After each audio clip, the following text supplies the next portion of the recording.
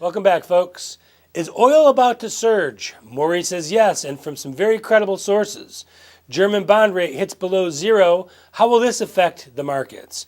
And is the real estate market ripe for a bust? Morrie, let's start with oil. You've been talking with some very influential people in the oil business. Yes, I have. And what are they telling you? Well, let me define who they are. One, John Hofmeister, who used to be the CEO of Shell. It's a big name. I've met him through an organization which I was one of the founders of down in Houston, and he was our speaker twice, and we got to know each other. And very outspoken in an intelligent sort of way. And I saw him on TV about a month ago, and he said, I see oil as high as $80 a barrel by the end of the year. So I got him on the phone, and I got through to him without any difficulty. And he is now head of Citizens for Energy. It's a special interest group for the energy industry. But he said... what is he basing that on? That's exactly what I asked him. He said, well, first of all, you have no idea how the reduction of oil has been taking place. The first thing, the Saudis were successful in crushing the development of our fracking industry. By lowering the price down to almost nothing? Yes, and this was in conjunction, and he said, and this was in conjunction with Washington, well, you meant the White House, because the White House, this goes right along with the idea of what I call climatological purity, not only coal, but oil and natural gas. So we're going to have little windmills on our hats to power us. Exactly. So the thing is, he said, that's one thing. But he said, look at what's happening. Venezuela, one of the most socialist countries in the world, is falling apart. He says you could get to a point where they're not going to be able to produce anything in that country. Coca-Cola just pulled out because they don't have sugar. Right, but I mean, they're one of the biggest. Do you know that they sit on the largest reserves of not only the natural type of oil, but the oil sands as you have in Canada. And, in Venezuela? Yes, Lake Maracaibo. They're huge. But they are now at a total dissolution. And he says Nigeria, which was the only country outside, or the only market outside of the United States that makes that light condensate oil called West Texas Intermediate, they've got a real war going on there right now. So they're way down. And he said, obviously, Iraq, Iran has thrown a couple million barrels more on the market again, but that's nothing compared to what's been taken off the market. Then I heard just a few days ago that China, which has been producing about 3 or 4 million barrels a day, in addition to everything else that they produce and import, they had one of the worst times in years of production of oil. So from the production side, it's coming down. On the other hand, the demand side, even the World Bank or the International Monetary Fund, both of them have indicated that instead of 91 or 92 million barrels a day, which they projected early in the year, it may be as high as 96 million barrels a day.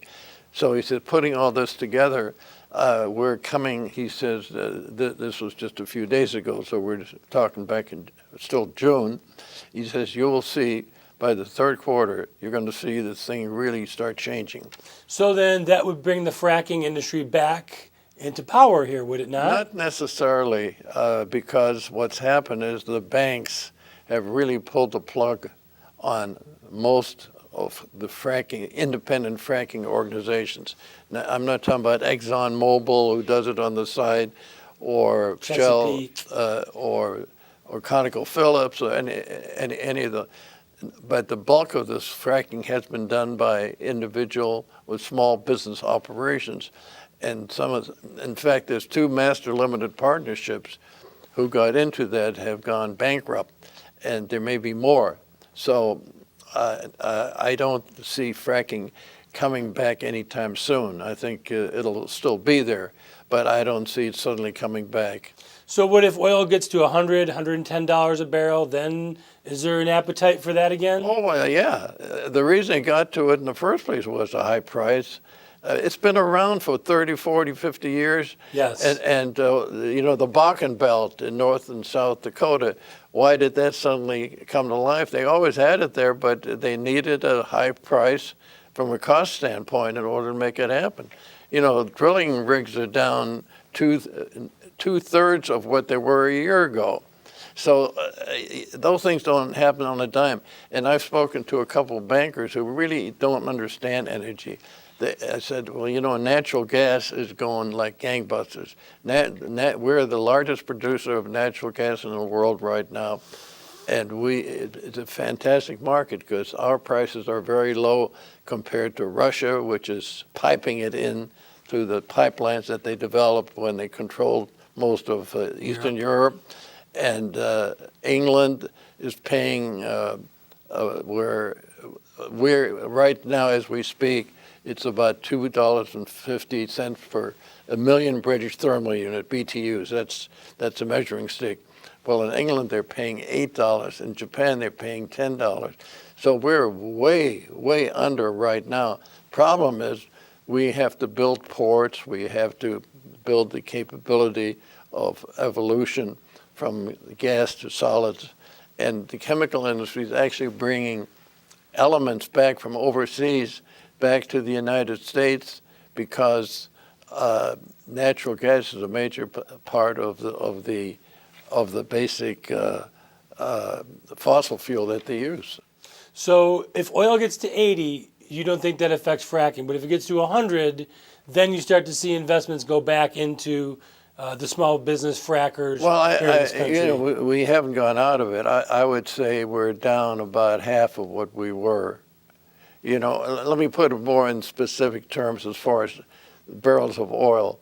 If you go back to 2010, at the end of the financial crisis, we were producing 3.4 million barrels a day. Once fracking really hit the high point, which was in 2014, first half of 2014, we were up to 10.2 million barrels a day. So we tripled our production.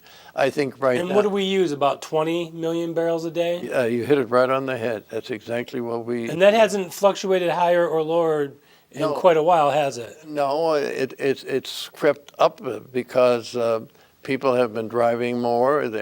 After the financial crisis, a lot of people got new cars. For a long time they weren't buying cars. The automotive industry in this country is doing very well. And ironically, one of the things that's been such a screw up at the various airports that people are going back to driving rather than going through lines. That's ridiculous. I know. That is absolutely ridiculous. It's another screw up by the government. But the point is the demand for natural gas and on one hand, which I just mentioned, and on the other hand, for the use in driving, the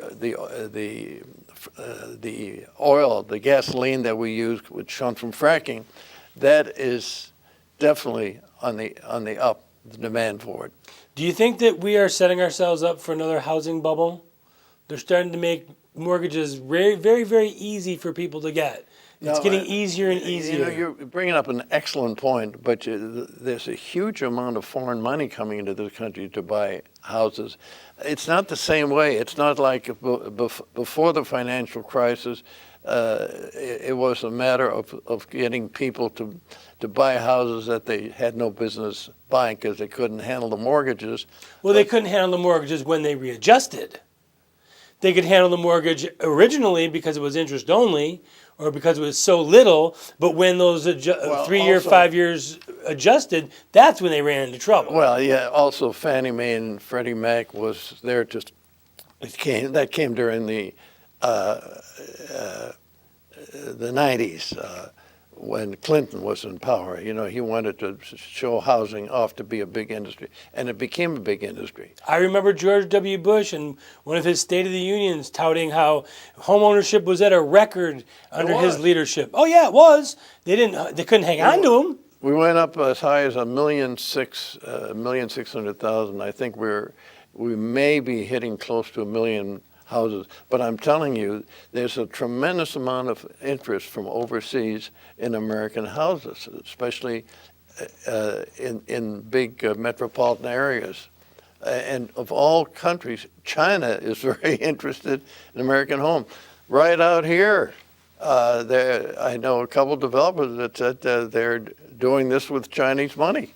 And the developers are starting to build again. I noticed the last year and a half. You know, the one thing where there's shortage of jobs, I'm not shortage of jobs, but shortage of those to fill jobs, is in the construction industry. Those are jobs Americans don't want to do either? Well, no. They. I realized they didn't want to pick tomatoes, but now they don't want to it work. wasn't that. I mean, these are guys, you know, whether it was in the plumbing industry or the mechanical aspects of it, and.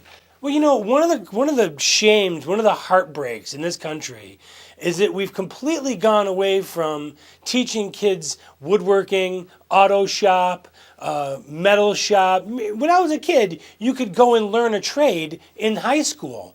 Today, you're not learning anything but what's on the internet. You see, you're putting your finger on the evolution here. This is the liberal thinking. You know, you're not supposed to do anything with your hands. Right. I remember in Chicago, you had technical schools. You were, when you went out of high school, when you didn't go to college. First of all, you went to technical school to begin with so that you could graduate from high school and get a job right away as a plumber, as a latherer, or a plasterer, electrician. Yes. Auto mechanic. But that was not socially acceptable. Now it's looked down on, frowned upon. Precisely. You hit the nail right on the head. And so these kids are out there floundering with nothing to do, no jobs to be sought, and the only jobs that are there are being taken up by people that work for less. Well, and they're also getting a lot of freebies that they never got before. You know, and you know darn well that nowadays you can not work and still live pretty well. And still get $35,000-$40,000 a year. Yeah, you're not starving, and you have a big screen TV and an Apple cell phone, and your nails are always done, and life is not bad at all.